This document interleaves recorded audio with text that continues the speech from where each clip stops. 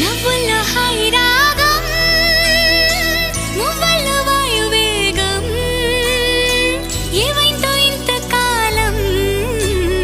ఇంతమంది బృందగానం ఇవాళే పంపిణేమో ఆహ్వానం నవ్వుల్లో హాయి రాగం మువ్వల్లో వాయువేగం ఏవైందో ఇంతకాలం ఇంతమంది బృందగానం